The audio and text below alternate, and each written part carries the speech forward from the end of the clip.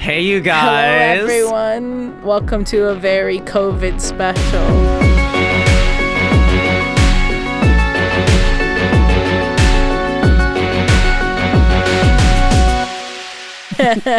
I am Michael, the monster under your bed, and I have tested COVID positive. Yay!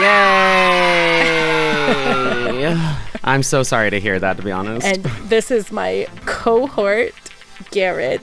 He is not COVID positive because I already had it, I'm pretty sure. Like way back in February. Okay, so my work is a tourist trap, and so it is a germ magnet. Before COVID times, we were known for this. We attract some of the dumbest zero fucks people that will bring in all kinds of diseases. Before the lockdowns and everything in February, we still had a lot of like Chinese tourists. And around that time, everybody in the store started getting similar symptoms. We thought it was just flu, but a lot of people would talk about how they lost their sense of smell. You know, everybody thought that was kind of weird. I didn't think it was weird because I am nose blind anyway and I can't smell anything anyway. I didn't know that about you. A fun fact, I also have anosmia. I have a tiny nose and all of it is dedicated to the passage of air. I There's don't no have room a for tiny smelling nose. things. Big ol' honker. You have a nice masculine nose. Yeah, but I love my nose. It's cute as a button, so... So I'm not 100% sure because I don't think I ever got tested. Nobody at my work ever really got tested, but it was the right symptoms at the right time. I had it, my husband had it, and it knocked us out for like a week, but it was far from like the worst COVID experience that you might have heard. But now it's really making the rounds. It's not just in the tourist traps anymore, and it found its way to you. Yes, so I live in Podunk, Wichita, and on top of that, I work from home. So I was like, I'm not likely to catch it. I'll just work from home. It's fine. So like, we just try racking our brains on where I could have gotten it. I did break quarantine and go and visit my family, but we did not stop anywhere along the way. Like I said, I'm from a very small town. If you don't have to see anyone but your family, you won't. You just won't. That's the way it is. So my grandpa has cancer. So like he's tested on the regular.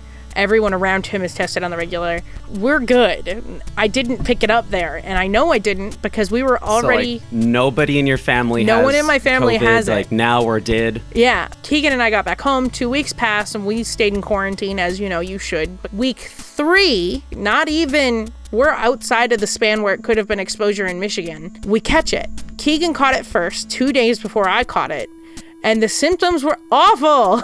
I don't know if you can hear it, but like I still can't catch my breath all the way. Talking is a pain in the butt. The very first symptom that we got, it was actually something they didn't list. It was vertigo. We got really terrible vertigo.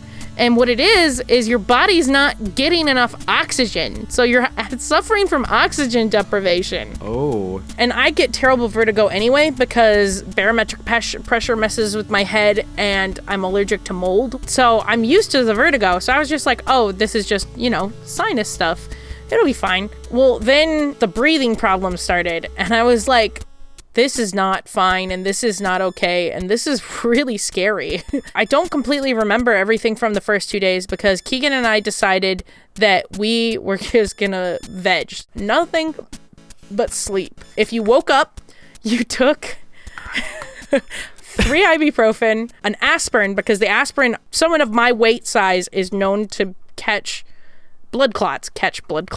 You have blood clots. And so the aspirin is to keep your blood thinned out so that way you don't catch or get a blood clot from laying around all day. Blood clots are contagious now. It's airborne. Yeah, they're contagious now. So we were on a mixture of ibuprofen for the body aches, Dayquil to help with the cough. We had his emergency inhaler before I got my own emergency inhaler. The point of the inhaler wasn't to break up whatever was in our lungs. It was to make sure our airways stayed open because there was lots of times where it felt like you were suffocating and it was like, like for a while there, I couldn't take a deep breath. It was very, I don't want to use the word scary because I wasn't scared at all. All I could think of was, remember to do breathing practice. Practice deep breathing. Even if it hurts, even if it makes you cough, don't let your lungs What do you have in your hand? Is that the remote for your why do you have that in your hand? That's the remote for my...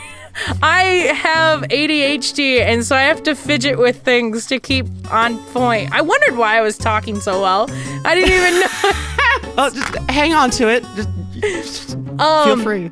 Once we got through that, the next hard part was getting over the fatigue, and there was nothing we could do. Our body was like, we need rest, and so we're gonna rest. And so I kept calling into work, and work was like, we're gonna put it under COVID. After that, I ended up getting the chance to go to the doctor. Doctor was like, all right, we're gonna test you, stick this up your own nose. I was like, I have to do it myself? So yeah, I tried to go back as far as I could, and then they said rotate it 10 times in each nose. And so I did. Wow. Bottled it up, sent it away. I got the results yesterday online, but I was confused. I was like, am I positive? Because it said it was detected. That's positive, right? I got a call today to confirm it. The nice lady called me and goes, hey, I was just calling to let you know you're COVID positive. Are you okay? Congratulations! Happy birthday! It's Publishers Clearinghouse. Bro, deadass, she called and asked, and the first thing she says is, are you okay? No, bro, it feels like there's a weight on my lungs. Here's the thing. I don't know where we got it. I thought for sure if I caught this, I would be on a ventilator. And Wichita's on lockdown. We have a mask mandate. People are bitching about it, but they are everywhere. How about you? How is LA and their mask mandate? Yeah, I mean, Los Angeles has had a mask mandate. Like, ever since the very beginning, it's been, if you're going outside, put on a mask. If you are interacting with other people, put on a mask, nose and mouth. So what's happening now is we have a curfew, and on top of that, we now also have to not see people. We're kind of going back to the lockdown situation we had, at least from a social perspective. Are you going to need paperwork to go to work? No. Because I know that's a thing here. Really? They're not asking us paperwork to go to work. Most businesses are still open. Like, if you could be open, after the lockdown, you can still be open during this. But, restaurants are entirely takeout. You still have to follow the curfew. And you are not allowed to see people outside of your own home. Just no social gatherings allowed right now, except for if you're going to church and if you're going to a protest. Because they knew that if they banned those kinds of gatherings, there probably would be hell to pay from one side or another. Where was it? One of the states lost a legal battle with the church, which is you can practice religion from home. I have lots of religious friends who haven't gotten to go to church in months, and they're super frustrated by it. I know they are, but they also would rather not be burying grandma next. So, I mean... Yeah. The other thing with it, though, is, like, you and I are staunch...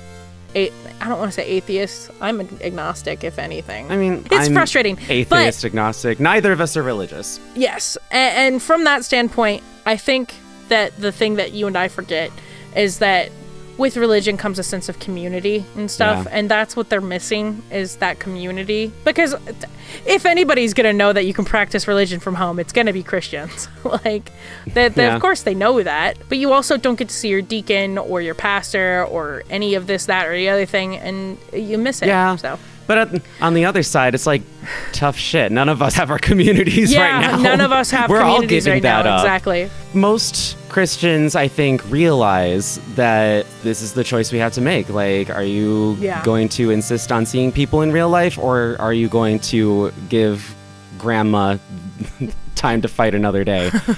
But on that note, LA's in lockdown again. I have COVID, despite doing everything I think I was supposed to do. Nonetheless, cases just keep going like this. Sorry for clearing my throat in y'all's ears. Oh, it's kind of unavoidable at this point. It's verisimilitude. It's real. It's authentic. We're being so authentic for you guys. Like and subscribe. All right, guys, that's going to be it for this video. In the comments below, talk about your experience with COVID. If you got any weird COVID stories, let us know. Yeah, let us know about your COVID stories. Because I can tell you right now, I've got one that I didn't want, and it sucks. Yay! So this has been Michael, the monster under your bed. And this is Garrett, the fairy from... the Urgent Care Center, which is full now. wear a mask. Yeah, stay extra, stay hydrated. We'll see y'all next week. And stay the fuck at home. Stay home. Please. Bye. I don't want to be sick anymore.